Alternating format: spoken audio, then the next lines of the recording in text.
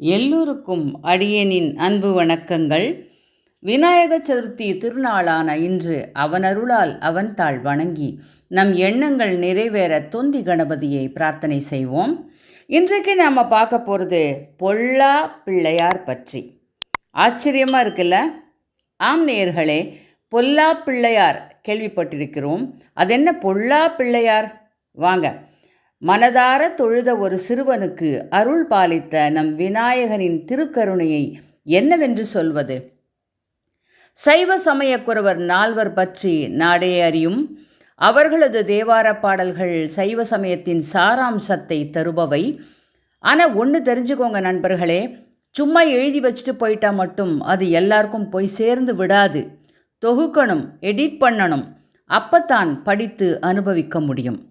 அதை செய்த ஒரு மகனியர் பற்றி தான் பார்க்க போகிறோம். அவருக்கும் விநாயக பெருமானுக்குமான தொடர்பு ஆஹா! திருநாரையூர் என்ற ஊரில் சைவ சமய குடும்பத்தில் பிறந்தவர் நம்பியாண்டார் நம்பி என்பவர். அவ்வூரில் எழுந்தருளியிருக்கும் விநாயக பெருமானுக்கு நித்திய பூஜைகள் செய்து நைவேத்தியம் சமர்ப்பித்து வந்தவர் இவரது தந்தையான அனந்தீஸ்வரர். ஒருமுறை வெளியூர் செல்ல வேண்டியிருந்ததால் சிறுவனாக இருந்த நம்பியிடம் பகவத் கைங்கரியத்தை செய்யும்படி சொல்லிவிட்டு சென்றார்.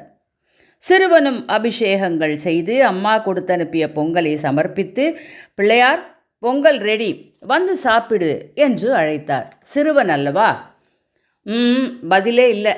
2வது முறை, 3வது முறை, பின் கத்தி, நீ மட்டும் இப்போ வந்து சாப்பிடலன்னா அவ்வளவுதான், என் தந்தை வந்து என்னை அடித்து நொறுக்கி விடுவார், தயவு செய்து வாப்பா என்று மிரட்டல் அழுகையாக மாறுகிறது. அதுக்கும் அவர் மசியலை. அடுத்ததாக தன் தலையை விநாயகரின் பாதங்களில் முட்டி கொண்டு அழுகிறான். இந்த இடத்துல நேயர்களுக்கு ஒரு வேண்டுகோள். கைபேசியோடு பேசிக்கொண்டிருக்கும் உங்கள் குழந்தைகளுக்கு அடியேன் சொல்லும் இந்த கதை விநாயகர் திரைப்படங்களில் காட்சிப்படுத்தப்பட்டிருக்கிறது. அதை தயவு செய்து குழந்தைகளை பார்க்க செய்யுங்கள். காரணத்தை காணொலியின் நிறைவு பகுதியில் சொல்கிறேன். விநாயகர் பார்த்தார். இனிமேல் சோதனை வேண்டாம் என்று அவன் முன் தோன்றி பொங்கலை ரசித்து ரசித்து சாப்பிடுகிறார். உங்கள் அம்மா நிறையா முந்திரி பருப்பு போட்டு மிளகை வந்து ஒடிச்சு போட்டு நிறைய நெய் விட்டு ரொம்ப நல்லா பண்ணியிருக்காப்பா அப்படின்னு சொல்லிட்டு சாப்பிட்டுட்டு எல்லாம் காலி. தரிசனம் செய்ய வந்த பக்தர்களுக்கு வழங்க பிரசாதம் கொஞ்சம் கூட இல்லை.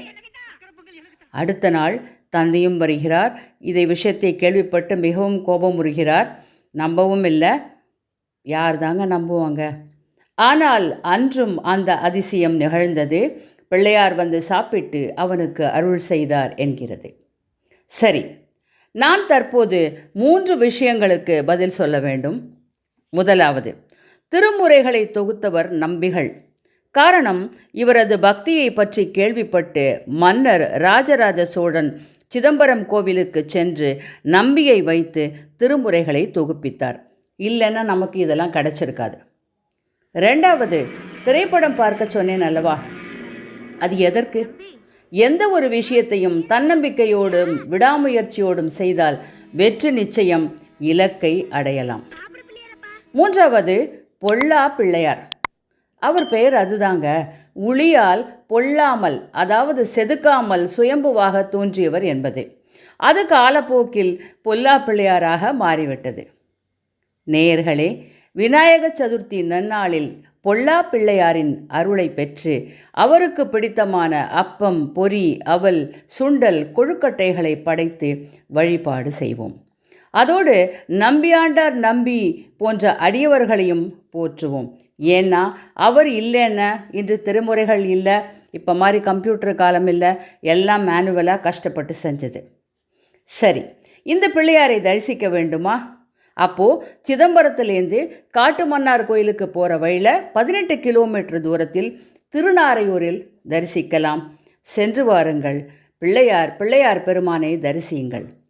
சேனலை பாருங்கள், கமெண்ட் பண்ணுங்கள், ஷேர் பண்ணுங்கள், சப்ஸ்கிரைபும் பண்ணுங்கள். நன்றி, வணக்கம். மீண்டும் சந்திப்போம்.